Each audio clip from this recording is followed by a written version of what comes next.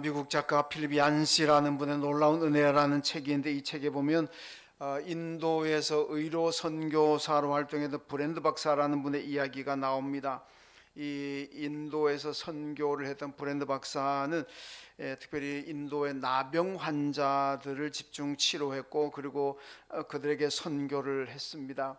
이 나병 환자들을 선교하고 치료하면서 그분이 그 나병 환자들의 큰 문제점을 하나 발견을 했습니다. 그게 뭐냐면, 이 나병 환자들은 몸이 썩어 들어가도 아픈 줄 모르고 숯불에, 활활 탄 숯불에 손을 대어도 고통을 못 느낀다. 손가락을 다쳐서 피가 철철 흘러도 아픈 줄 모르고, 깨진 유리 조각 위를 걸어가도 역시 고통을 모르더라. 그래서 이 브랜드 박사가 내린 결론은 고통은 하나님께서 주신 축복의 선물이다, 이렇게 결론을 내렸습니다. 그러면서 나병 환자의 치료의 첫 걸음도 아픔을 느끼고 고통을 느끼는 것이다. 아픔을 느끼지 못하고 고통을 느끼지 못한다면 이건 치료가 될 수가 없다, 그런 얘기를 했습니다. 우리가 살아가면서 고통을 느낀다는 거, 아픔을 느낀다는 거, 이거는 또 하나님의 주신 축복의 선물이다. 이 브랜드 박사 얘기를 우린 잘 기억해야 됩니다. 살아가다 보면 우리가 고통을 당할 때도 있고 아픔을 당할 때도 있고 많이 정신적으로 육체적으로 힘들 때가 있습니다. 그럴 때마다 우리가 아픔을 느끼게 될 것이고 고통을 알게 될 것이고, 그 알았을 때에 우리가 어떻게 하느냐, 거기에 따라서 그 고통이 내게 축복이 될 수도 있고 고통이 내 인생을 힘들게 하는 참 부정적인 요소가 될 수도 있습니다. 이 고통 가운데 우리가 믿음으로 잘 이겨내면 그 고통과 고난은 내게 큰 유익이 되고 축복이 될 줄로 믿습니다. 이걸 고백한 사람이 시편 119편 저자인데, 시편 119편 71절과 72절 말씀, 자, 한번 읽겠습니다. 시작. 고난당한 것이 내게 유익이라. 이로 말미암아 내가 주의 율례들을 배우게 되었나이다. 주의 입의 법이 내게는 천천금은보다 좋으니이다. 아멘. 이 시편 119편 기자가 고백하는 게 뭡니까? 내가 고난을 당했는데 이 고난을 당한 것이 내게 큰 유익이더라, 이런 얘기를 합니다. 여러분, 사실 고난을 좋아하는 사람이 어디 있겠습니까? 고통을 좋아하는 사람이 어디 있겠습니까? 우리가 뭐 이론적으로는, 성경적으로는 고난이 유익이다, 그러니까 참 고난도 축복이겠다 싶지만은, 여러분들 그럼 고난 당하는 게 좋습니까? 축복이 고난이 유익이라 그랬다고 해서 하나님 날 고난 주십시오, 하나님 날 고통 주십시오, 그런 분들 있습니까? 그거 잘 없잖아요. 여러분, 천국이 얼마나 좋습니까? 이 세상보다도 천국 가면은 훨씬 좋고 얼마나 행복하겠습니까? 우리 다 그거 믿잖아요, 그죠? 여러분, 천국 가는 거 믿습니까? 저도 천국 가는 거 믿습니다. 그럼 지금 내일 천국 가고 싶습니까? 내일 당장 천국 가고 싶으신 분, 뭐 천국이 그렇게 좋다 그러면서 왜 안 가려고 그럽니까? 뭐 저도 마찬가지입니다. 저도 천국 가는 걸 믿고 천국이 좋다는 건 알지만은 저도 이 세상 더 살고 싶습니다. 뭐 그런 뭐 다 비슷할 거 아닙니까? 천국이 좋다고 해서 내일 당장 천국 가겠다, 그런 사람도 잘 없고, 고난이 유익이라고 해서 하나님 날 고난 주십시오 그렇게 기도하는 사람도 제가 알기로는 크게 없습니다. 되게 유익이라 그러지만은 그래도 고난 안 당하고 살고 싶고, 천국이 가고 싶은 곳이지만은 그래도 이 땅에 더 오래 살다가 가고 싶고, 뭐 그게 우리 다 같은 인간의 마음입니다. 자, 그런데 어쨌든 간에 고난 달라고 기도하지는 않았지만은 내게 고난이 왔다면은 그때 우리가 어떻게 될 것인가, 이게 중요하죠. 오늘 시편 119편의 기자가 고난 당하는 것이 내게 유익입니다, 이런 고백하잖아요. 왜 유익이냐? 이 양반 이런 고백을 합니다. 내가 고난 당하기 전에는 그릇 행하였는데, 고난 당하기 전에는 죄를 지고, 고난 당하기 전에는 하나님보다 세상을 더 사랑하고 세상으로 나가 살았는데, 고난 당하고 난 다음부터 내가 하나님의 말씀을 지키게 되었습니다. 고난당하고 난 다음에 내가 신앙생활 제대로 하게 되었고, 고난당하고 난 다음에는 하나님 말씀에 내가 순종하게 되었습니다. 그래서 그 고난이 내게 큰 유익입니다. 그래서 뭐라고 고백합니까? 내가 당한 고난이 천천의 금은보다 더 좋습니다. 여러분, 금과 은이, 은은 그렇게 안 좋아하더라도 금을 얼마나 좋아합니까? 요즘 금 한 돈에 40만 원 넘어간다는 얘기도 있던데, 저도 금 누가 줬으면 좋겠네. 금 좋아합니다. 금 싫어하는 사람 있습니까? 근데 여기 보니까요, 금도 한두 돈도 아니고 천천의 금은보다 내가 고난 당하는 게 더 유익이었다, 이런 고백하자. 왜 그렇습니까? 이 고난을 통해서 하나님을 더 잘 섬기게 되었고, 고난을 통해서 하나님 말씀에 순종하게 되었으니까 그 고난이 내게 축복이다, 유익이었다, 이렇게 고백하고 있습니다. 여러분, 고난에서, 내가 당하는 고난과 고통 가운데서 하나님 잘 섬기게 되고 하나님 말씀에 순종하게 된다면 이 고난은 우리 모두의 큰 유익이고 축복인 줄로 믿습니다. 여러분, 세상에서는 고난을 다 불행으로 생각하지만은 성경으로 들어오게 되면 아닙니다. 성경으로 들어오게 되면은 여러분, 고난은 내게 축복이 될 수도 있고 내게 화가 될 수도 있고, 고난이 내게 복을 가져다 줄 수도 있지만은 반대로 고난이 내 인생을 망가뜨릴 수도 있다는 말씀입니다. 그것은 이 고난을 내가 어떻게 받아들이고 어떻게 해석하느냐에 따라 달려 있다는 말씀입니다. 여러분, 고난당하고 고통당하는 현장의 실패 가운데서 내가 하나님을 바라보고 하나님을 의지하고 믿음 생활을 더 잘한다면 그 고난과 실패는 내게 큰 축복이 될 것이고, 고난 당해가지고도 믿음 생활 제대로 하지 않게 되면 그 고난은 나를 힘들게 하고 내 인생에 실패를 가져다 주게 된다는 말씀입니다. 오늘 본문이 바로 이 바울이 당한 고난의 이야기입니다. 여러분, 바울도 오늘 본문에서 얘기합니다. 내가 고난 당했는데 그 고난이 내게 큰 축복이었습니다. 시편 119편의 기자도 고난이 내게 유익입니다, 이렇게 고백하고 있지만은, 여러분, 바울도 오늘 본문에서 내가 당한 고난이 너무나 내게 큰 축복이었습니다, 이렇게 고백하고 있습니다. 여러분들에게 고난이 안 당하기를 원하지만은, 혹시라도 고난이 왔고 혹시라도 여러분 삶의 어려움이 왔다면은 이 고난과 고통과 어려움을 여러분 바울처럼 시편 119편의 기자처럼 그 고난을 유익하게 만들어내고 그 고난을 축복으로 만들어내는 여러분 되시길 주님의 이름으로 축원합니다. 자, 오늘 본문 8절 말씀 한번 읽습니다. 본문 8절 시작. 형제들아, 우리가 아시아에서 당한 환난을 너희가 모르기를 원하지 아니하노니 힘에 겹도록 심한 고난을 당하여 살 소망까지 끊어지고. 아멘. 여러분, 바울이 아시아에서 얼마나 많은 고난과 환난을 당했느냐. 힘에 겹도록 고난을 당했고, 살 소망이 살아갈 힘이 없고 살아갈 소망이 없어질 만큼 고난을 당했다, 그렇게 하고 그 다음 절 9절에 보면은 우리는 사형 선고를 받은 줄 알았다, 이렇게 얘기합니다. 이게 사형 선고, 죽음 직전까지 가는, 지옥 문 앞에까지 가는, 하긴 바울은 죽어도 지옥은 안 가지만은 우리가 사람들이 흔히 그러잖아요. 너무 엄청난 큰일 당하면 지옥 문 앞까지 갔다 왔다, 이렇게 얘기하잖아요. 자, 오늘 바울이 보면은 당한 고난이 얼마나 심한 고난이었냐. 힘에 겨웠고, 그리고 살 소망이 끊어질 만큼 고난이었다. 그리고 사형 선고를 받을 줄 알았을 만큼 큰 고난이었다, 이렇게 얘기합니다. 여러분, 도대체 바울이 어떤 고난을 당했는데 이렇게 표현했을까? 이제 학자들 연구해 본 결과 사도행전 19장의 고난이라고 생각합니다. 이 사도행전 19장이면 바울이 에베소에 가서 그 복음을 전하는데, 이 에베소는 어떤 곳이냐면은 아데미 여신, 일반 저기서는 아르테미스라고, 성경 아데미라 그러는데, 이 아데미 여신을 에베소의 수호신으로 섬기는 데가 바로 에베소입니다. 그런데 여기 보면은 이 데메드리오라고 하는 사람이 그 아데미 여신상을 만들어 이제 우상 장사하는 거죠. 가서 이제 팔아가지고 돈을 엄청나게 법니다. 뭐 거의 뭐 갑부가 되죠.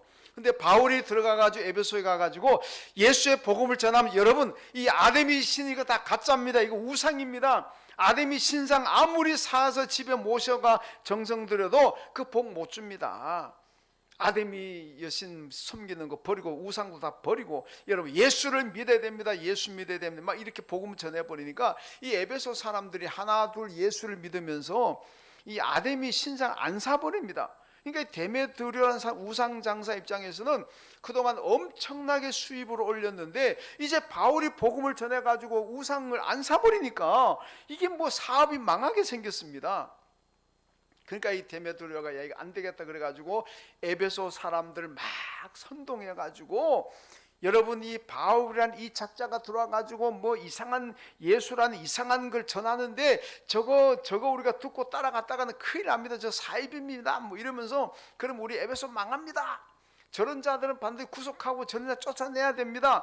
이러니까 또 에베소 사람들이 데메드리오의 그 선동에 넘어가가지고 하여튼 막 그냥 바울을 핍박하고 박해하고 해서 엄청나게 바울이 죽을 고생을 합니다. 그래서 아마 그 에베소에 있던 일을 지금 다 바울이 회상하면서 내가 정말 살 소망이 끊어질 만큼 고난이었고 사형 선고 당한 줄 알았다고 표현할 만큼 큰 고난이었다고 볼 수가 있습니다. 여러분 에베소는 우리도 뭐 너무나 잘 아는 곳이지만은 이 에베소 아데미 신이라, 아데미가 여신인데 조금 설명을 드리자면 이 아데미 여신상을 보고 지금도 다 발굴이 되어 있습니다. 여신상을 보면 이제 가슴에 하여튼 뭐 이 뭐라 그러나 미안합니다. 유방이 24개가 달려 있습니다. 그러니까 아데미 종교에서는 여사제도 남자 제사장도 다 24명씩입니다. 그래서 매년 5월이 되면은 에베소에서 그 아데미 여신 축제가 열리게 되는데, 그러면 이제 축제 신상이 맨 앞에 가고 그 다음에 여자 제사장들 24명이 그 뒤를 따르고 그 다음에 그 뒤에 남자 제사장들 24명이 따릅니다. 근데 이제 남자 제사장들, 이 참 강단이 좀 미안한 얘기입니다. 좀 죄송한 표현인데 하여튼 남자 제사장들 어떤 사람이냐면 그 남성의 고환을 아데미 여신에게 다 바친 사람들입니다. 이게 뭐 하여튼 뭐 이상한 종교인데 하여튼 그래가지고 이 에베소가 아데미 여신을 엄청나게 숭배하는 곳입니다. 뭐 우리가 볼 땐 정말 이게 뭐 이상한 그거죠. 자, 그런데 그런 열정이 있는 사람들입니다. 근데 이 아데미 신전이 어떤 방화범인데 이 사람 이름이 하도 어려워가지고 제가 이 이름이 보면은 그 정신병자였던 헤로스트라투스라는 사람, 헤로스트라투스, 이 역사에 나오는 얘기입니다.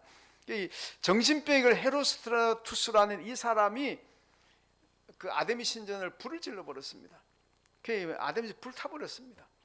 그러니까 이제 에베소 사람들이 막 이해를 못하는 게, 아니 어떻게 아데미 신은 도대체 뭐 했길래 저런 정신병자 방화범이 불을 지르는 대로 그걸 막지 못했느냐, 그렇게 능력이 없고 그렇게 힘이 없나, 그거 하나 못 막느냐, 그런 아데미를 우리가 섬겨야 되느냐, 이렇게 이제 막 신앙적 회의가 생깁니다. 그때 이제 신전의 아데미 신전의 제사장들이 뭐라고 변명하느냐면, 그때 우리 아데미 신이 잠시 외출했다. 잠시 외출한 사이에 이 정신병자가 불을 질렀기 때문에 막지 못했다. 아마 외출하지 않고 있었더라면 당연히 그 불을 막았을 터인데 외출하는 바람에 못했다. 나중에 이제 알렉산더가 에베소를 방문해가 이걸 알고 알렉산더에 제안을 했다. 내가 이 아데미 신전을 다시 건축해 주겠습니다. 근데 이 에베소 그 아데미 제사장들이 자존심이 있어가지고 거절을 하는데, 어떻게 거절을 하냐면, 폐하도 신이신데 당신도 신인데 어떻게 다른 신의 신전을 건축하겠습니까? 안 된 말씀입니다. 당신도 신입니다. 이래가지고 정중히 거절하고 자기들도 신전을 재건하는데, 하여튼 뭐 그럴 정도로 그 알렉산더에 건축해주겠다는 것도 거절하고 자기들의 힘으로 지을 만큼 그만큼 열정을 가진 사람들입니다. 근데 그 열정을 가지고 바울을 박해했기 때문에 바울이 큰 고난을 당했다, 그렇게 볼 수가 있습니다. 여러분 우리가 인생을 살아갈 때도 뭐 고난 당하는 일이 얼마든지 많이 있을 수가 있습니다. 근데 세상에서도 고진감래라 그러잖아요. 고생 끝에 낙이 온다고. 세상 사람들도 고생하지만은 잘 견디면 낙이 온다. 뭐 누가 도와주는 존재도 없지만은 그런 생각을, 사상을 가지고 있습니다. 근데 성경으로 오게 되면은 우리가 고난 당할 때도 하나님이 도와줍니다.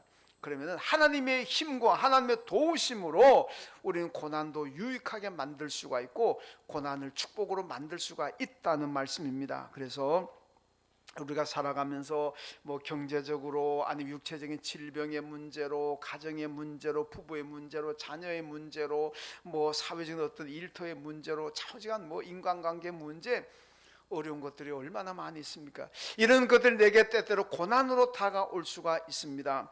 여러분, 이 고난을 당했을 때 여러분들 어떻게 해석합니까? 이 해석이 중요합니다. 오늘 본문을 잘 보시고요. 자, 바울이 이렇게 고난을 당했는데 살 소망이 끊어질 만큼 고난이었고 사형 선고를 받은 것과 같은 이 큰 고난을 당했는데 바울은 이 고난을 어떻게 해석하고 있습니까?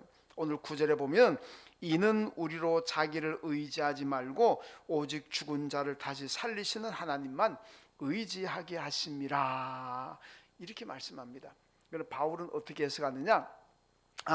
하나님이 내게 이렇게 큰 고난을 주신 것은 나 자신을 의지하지 말고 하나님만 의지하고 살도록 하기 위해서 고난을 주셨구나. 근데 하나님만 하나님을 어떤 수식하는 말이 앞에 나오잖아요. 죽은 자를 다시 살리시는 하나님. 바울이 의지하고 살아가는 하나님은 어떤 하나님입니까? 죽은 자를 다시 살리시는 능력의 하나님. 여러분, 죽은 자 살리는 것은 그건 아무것도 아닙니다. 창세기 1장 1절에 하나님이 태초에 천지를 창조하시니라, 천지를 창조하신 하나님, 죽은 자도 살리시는 하나님, 그 능력의 하나님을, 그 하나님만 의지하고 살도록 하기 위해서 내게 고난을 주었다. 이것이 바울의 해석이고 바울의 믿음입니다.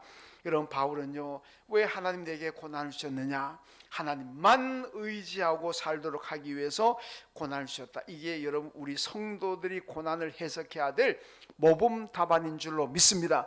여러분들이 고난을 당했습니까? 어려움을 당했습니까? 그것 때문에 절망하지도 말고 하나님 원망하지도 말고 오늘 바울이 고난을 해석하는 것처럼 하나님만 의지하게 만들기 위해서, 그 하나님이 어떤 분이냐? 죽은 자도 살리신 분이고 천지 만물을 창조하신 그 능력의 하나님만 의지하고 살도록 하기 위해서 내게 고난을 주셨구나.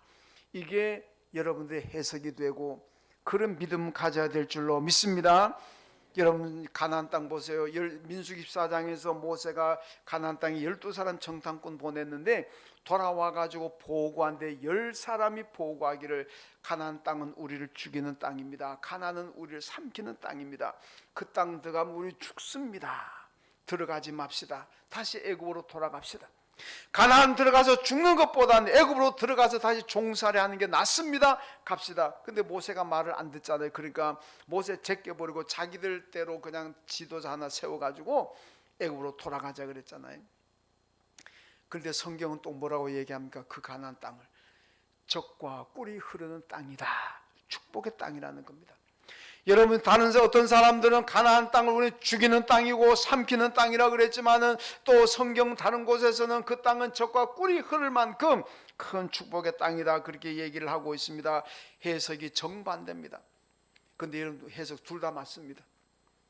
가나안 땅은요, 이스라엘 죽이는 땅이 될 수도 있어요. 왜냐? 이스라엘은요, 군대가 없습니다. 무기도 없습니다. 근데 가나안 땅 들어가면 전쟁해야 되잖아요. 군대도 없고 무기도 없는데 무슨 전쟁을 합니까? 가면 다 죽어요. 죽이는 땅 맞습니다. 그 얘기도 맞지만은 여러분, 젖과 꿀이는 땅도 맞습니다. 왜? 그 땅에 들어가서 하나님 의지하고 그 땅 들어가서 하나님을 잘 섬기면은, 하나님 이름으로 나가면은 하나님 그 땅을 젖과 꿀이 흐르는 축복의 땅으로 만들어 주실 줄로 믿습니다. 그러니까 여러분, 10사람이 정탐꾼 얘기 듣고 돌아가자는 다 죽었지만은 여호수아 갈렙 말 믿고 여러분 가나안 땅 들어가는 사람들 하나님 의지하고 하나님 도와주시니까 다 정복하고 그 땅을 여러분 축복의 땅으로 만들지 않았습니까? 하나님을 믿고 의지하면 젖과 꿀이 흐르는 땅일 것이고, 만약 하나님을 떠나게 되면 그 땅은 삼키는 땅이고 죽이는 땅이 될 줄로 믿습니다. 우리가 살아가는 삶 현장 다 마찬가지입니다. 하나님만 의지하고 살아가면 내가 어디 살아가든 그건 축복이지만은 하나님 떠나면 내가 어디 살든 그건 내 인생을 망하게 하는 땅이라는 걸 잘 기억해야 됩니다. 여러분 구약 신명기 30장 15절 말씀 자 한번 읽습니다. 보라 내가 오늘 생명과 복과 사망과 화를 내 앞에 두었나니 아멘. 여러분 이스라엘 백성들 가나안 땅 들어가기 전에 주신 말씀이 신명기잖아요. 되게 뭐라고 말씀합니까? 내가 너희 가나안 땅 들어가게 되면 두 가지 선택을 길을 내가 너희들에게 놓았다. 하나는 생명과 복을 받는 길이고 하나는 사망과 화를 당하는 길이다. 너희가 선택해라 그러잖아요. 이쪽을 선택하면은 너희가 생명과 복을 받을 것이고 이쪽을 선택하면 너희가 사망과 화를 당할 것이다. 그게 뭡니까? 가나안 땅 들어가서 하나님만 의지하고 살아가는 믿음의 길을 택한다면 가나안 땅에 너희가 생명과 복을 얻을 것이고 가나안은 똑같은 땅이지만 가나안 땅 들어가서 하나님을 떠나게 되고 말씀에 불순종하게 된다면 너희가 가나안의 삶은 사망이고 화를 당하게 될 것이라 그 말씀입니다. 여러분 똑같은 땅이지만 믿음에 따라 완전히 다릅니다. 우리 성도들의 삶도 마찬가지입니다.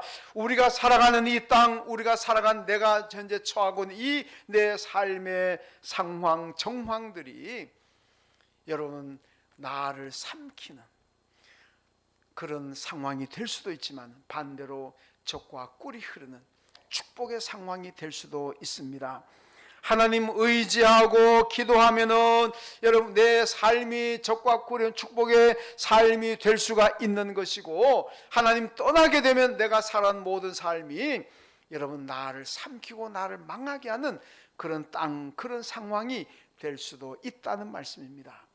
중요한 것은 내가 하나님을 의지하느냐 안 하느냐 예수 의지하고 가느냐 안 하느냐 거기에 달려 있습니다. 여러분 풍수지리설이라는 게 있잖아요.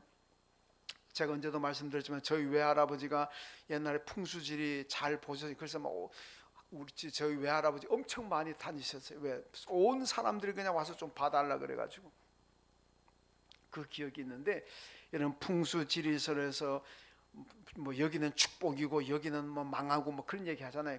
땅을 놓고 얘기합니다.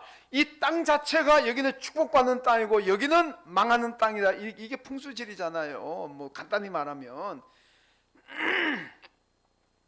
그러나 성경은 그렇지 않습니다. 땅 자체가 축복이고 땅 자체가 뭐 망하는 거 그런 건 없습니다. 문제는 그 땅에 사는 사람이 어떤 믿음을 가지고 사느냐 그게 달려 있다는 겁니다. 여러분 풍수지리가들이 아무리 좋은 땅이고 이 땅에만 가면은 무조건 성공하고 요즘 말로 대박 난다 그래도 여러분 그 땅에서 하나님 의지하지 않으면 그 땅에서 예수 의지하지 않으면 그건 망하는 땅이 되는 거고 그건 실패합니다. 그러나 풍수지리가들이 아무리 안 좋은 땅 여기는 무조건 망한다 그래도 여러분 거기 가서 내가 예수 의지하고 하나님 의지하고 삶이 믿음으로 살게 되면 거기가 바로 축복의 땅이 될 줄로 믿습니다. 여러분 우리 상황도 마찬가지입니다. 내 상황이 사람들이 볼 때는 이게 망하는 상황이라 할지라도 내가 예수 의지하고 가면은 그게 내가 흥하는 상황이 되는 거고 아무리 좋은 상황이라 그래도 여러분 예수 떠나면은 그 상황은 나를 더 불행하게 만드는 그런 상황이 된다는 걸 우리가 잘 기억해야 됩니다. 여러분 고난은 그 자체가 재앙이 되고 그 자체가 축복을 결정하는 것은 아닙니다. 어디서든지 여러분 어떤 고난이든지 하나님만 의지하면은 축복이 되는 거고 하나님 의지하지 않으면은 그 고난이 내게 재앙이 된다는 것 우리가 잘 기억해야 됩니다. 그러므로 우리 그리스도인들은 우리 성도들은 여러분 내가 사는 땅 그곳을 축복으로 만들어야 되고 내가 처한 형편 내가 처한 이 상황을 여러분 축복의 상황으로 만들어야 될 줄로 믿습니다. 이게 그리스도의 능력입니다. 능력. 어떻게 하면 됩니까? 오늘 말씀처럼 하나님만 의지하면 예수님만 의지하고 믿음으로 살면은 내가 사는 땅이 축복의 땅이 될 수가 있고 내가 처한 이 환경이 축복의 환경이 될 줄로 믿습니다. 우리 성도들은 그것을 바꿀 수 있는 능력을 가져야 되는 거예요. 변화의 능력이잖아요. 물이 포도주로 바꾸어내는 것처럼 여러분, 우리는 어떤 상황 어디에 살든지 간에 믿음으로 나가게 되면, 하나 예수 의지하고 가게 된다면 여러분, 저주의 땅도 축복의 땅으로 바꿀 것이고 고난도 축복으로 바꾸게 될 것이고 어떤 어려운 것도 다 여러분 성공하는 상황으로 바꾸게 될 줄로 믿습니다. 여러분, 예수 믿으면 참 좋은 거 있어요. 우리 실제 생활에 좋은 거 많습니다. 돈 버는 방법이 있어요. 뭔지 압니까? 손 있는 날 이사하면 돈 법니다. 여러분, 세상 사람들은요, 손 없는 날 이사하잖아요. 왜 손이 없다는, 귀신이 쉬는 날이 손 없다 그러는데 이날 다 이사합니다. 그러니까 그날 이사비가 굉장히 비싸요. 저도 이사 몇 번 해봤는데 돈 버는 방법이 뭡니까? 손 있는 날 이사하면 되는 거예요. 귀신이 활동한 날 우리 이사하면 돼요. 그럼 그날 이사비도 쌉니다. 왜? 다른 사람이 이사 안 하니까. 그날 이삿짐 센터 다 텅텅 놓습니다. 그러니까 돈도 싸요. 그 사람들은 귀신이 활동한 날은 귀신이 방해하니까 그 피해가지고 이사하지만은 우리는 귀신이 활동해도 괜찮아요. 왜? 예수 이름으로 물리치면 되니까 예수가 나와 함께 귀신이 접근도 못하지. 그러니까 여러분들은 이사, 손 없는 날 이사 비싸게 하지 말고 손 있는 날 싸게 이사하시고 돈 법니다. 돈 벌어요. 그리고 여러분, 풍수지리가들이 무슨 뭐 이 땅은 가면 사람이 뭐 못 사네 망하네, 그런 땅 쌀 거 아닙니까? 그죠? 좋은 땅, 여기 대박난 땅이라고 하면 땅값이 얼마나 비싸겠습니까? 그런 땅 찾지 말고 여기 망하는 땅이라고, 여기 가면 실패한 땅이라고, 그런 땅 있으면 그거 사십시오. 그래, 그 땅을 축복으로 바꾸는 거 어떻게? 하나님만 의지하고 예수만 의지하고 믿음으로 살아가면서 그 땅을, 여러분, 세상 사람들은 안 되는 땅이라고, 망하는 땅이라고 하지만은 그 땅에 가서 내가 믿음 생활 제대로 하면 그 땅이 흥하는 땅이고 그 땅은 축복하는 땅이 될 줄로 믿습니다. 찬송가 438장 뭐라 그럽니까? 내 주 예수 모신 곳은 그 어디나 하늘나라 그러잖아요. 여러분, 예수 모시고 살아가는 그 땅이 천국인 줄로 믿습니다. 천국에 무슨 죽음이 있습니까? 천국에 무슨 실패가 있습니까? 천국에 무슨 슬픔이 있습니까? 천국은 평화롭고 천국은 얼마나 행복한 곳입니까? 내 주 예수 모시고 살아가는 그곳이 천국입니다. 예수 없으면은 아무리 좋은 땅이라 그래도 평당 뭐 몇십억을 하더라도 그 땅은요, 여러분, 축복의 땅이 아닙니다. 그는 망하게 하는 땅이지만 예수 있으면은, 예수와 함께하면 그 어디나 천국인 줄로 믿습니다.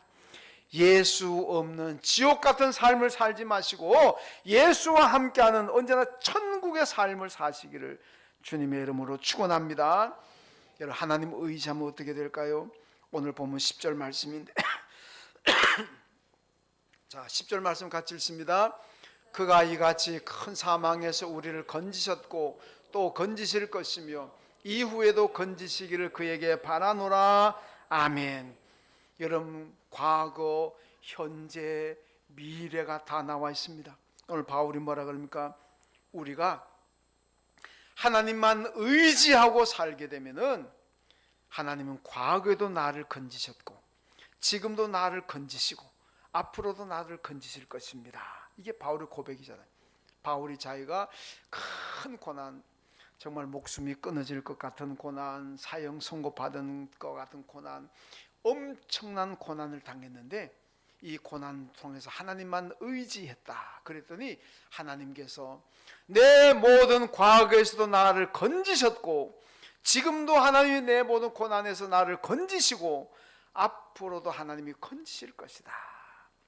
이 고백을 지금 하고 있잖아요. 시편 54편 7절에 다윗도 고백합니다. 참으로 주께서는 모든 환난에서 나를 건지셨습니다. 여러분, 다윗도 그래요. 주께서는 참으로, 주께서는 나를 모든 환난에서 건지셨습니다. 여러분, 다윗이 시편 23편에서 뭐라 그럽니까? 내가 사망의 음침한 골짜기 죽음의 순간순간을 다녔다 그랬잖아요. 그래도 자기는 하나도 두려워하지 않았습니다. 주의 지팡이와 막대가 나를 안위하셨습니다. 하나님께 나를 건지셨다는 거예요.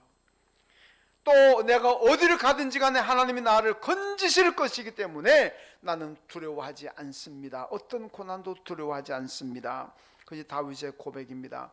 여러분, 어떤 고난에서도 하나님만 의지하시고 예수만 의지하십시오. 하나님께서 건져주셨고 또 지금도 건지시고 앞으로도 여러분의 모든 고난과 고통을 건지실 줄로 믿습니다. 욥기 8장에 보세요. 세상을 의지하고 살아가는 사람들, 권력을 의지하고 돈을 의지하고 인간관계를 의지하고 선후배를 의지하고 건강을 의지하고 자기 지식을 의지하고 이런 세상적이고 세속적인 것을 의지하고 살아가는 사람들 뭐라고 표현합니까? 거미줄을 잡고 있는 것 같다. 여러분, 낭떠러지에 떨어진 사람이 거미줄을 잡는다고 그게 뭔 힘이 됩니까? 물에 빠진 사람이 아무리 급하다고 해서 지푸라기 잡는다고 그게 지푸라기가 나를 건져줍니까? 지푸라기, 물에 빠진 사람 지푸라기 잡는 거나 낭떠러지에 떨어진 사람이 거미줄을 잡는 거나 아무 소용없습니다. 아무 소용없어요. 그러니까 여러분, 예수 없이 살아가는 사람들, 하나님 의지하고 예수 의지하고 살아가고 세상적으로 의지하고 살아가는 사람들, 거미줄을 잡고 있는 것 같다 그랬습니다. 여러분, 혹시 거미줄 잡고 있으면서 이 거미줄이 나를 안전하게 지켜줄 것이다, 이 거미줄이 내 인생을, 내 자녀들을, 우리 가정을 지켜줄 거다, 내 사업장과 내 일터를 이 거미줄이 지켜줄 거다, 그렇게 어리석은 생각하고 있지는 않습니까? 택도 없는 얘기입니다. 하나님만 의지하시고 예수님만 의지하셔야 될 줄로 믿습니다. 시편 115편 9절에서 11절까지 말씀 보면 여호와를 의지하라, 여호와를 의지하라 반복합니다. 자, 한번 읽습니다. 시작. 이스라엘아, 여호와를 의지하라. 그는 너희의 도움이시오 너희의 방패시로다. 아론의 집이여, 여호와를 의지하라. 그는 너희의 도움이시오 너희의 방패시로다. 여호와를 경외하는 자들아, 너희는 여호와를 의지하여라. 그는 너희의 도움이시오 너희의 방패시로다. 아멘. 여러분, 하나님이 어떤 분이십니까? 우리의 도우심이라. 우리가 어렵고 힘들고 고난에 처할 때마다 우리를 도와주시는 분이고 또 우리의 방패시라 그러잖아요. 방패가 뭡니까? 적에게 날라오는 화살을 막아주고 칼을 막아주고 창을 막아주는 것이 방패 아닙니까? 이 세상의 악한 권세들이, 세상에 나를 망가뜨려 가는 세력들이 나에게 닥쳐올 때 나를 막아주는 방패가 하나님이시라 그러잖아요. 하나님이 너희의 도움이고 너희의 방패시다. 그럼 어떻게 해야 됩니까? 여호와를 의지하여라 그러잖아요. 여러분, 하나님 의지하고 예수 의지하면은 그 하나님께서 우리를 도와주시고 그 하나님께서 여러분의 방패가 되어셔가지고 어떤 환난도 어떤 고통도 고난도 다 막아주실 줄로 믿습니다. 오늘 본문 바울이 고백하잖아요. 내게 고난을 주신 이유는 하나님만 의지하게 하려고. 이게 바울이 내린 믿음이고 결론입니다. 여러분, 하나님을 의지하면 모든 고난을 이기고 믿음도 성장합니다. 고난 앞에서 낙심하지도 말고 고난 앞에서도 절망하지도 말고 더욱 하나님 의지하시고 더욱 예수님 의지하셔서 여러분의 고난과 환난과 모든 어려움을 축복으로 바꾸어내는 그런 능력 있는 그런 축복의 삶을 살아가시기를 주님의 이름으로 축원합니다. 하나님 아버지, 감사합니다. 우리가 살아가면서 의지하고 싶은 것들 많습니다. 그러나 그건 거미줄과 같다고 말씀했습니다. 오직 하나님만 의지하고 오직 예수만 의지하고 살아가는 저희들 되게 하여 주옵소서. 하나님, 고난 가운데 이 고난이 하나님을 의지하기 위한 하나님의 뜻임을 알고 고난 당할 때마다 힘들 때마다 주님 바라고 더 의지함으로 건지시는 하나님, 또 우리가 도우시는 하나님, 방패가 되신 하나님의 그 축복 가운데 살아가는 저희들 되게 하여 주옵소서. 예수님의 이름으로 기도하옵나이다. 아멘. 하나님 아버지,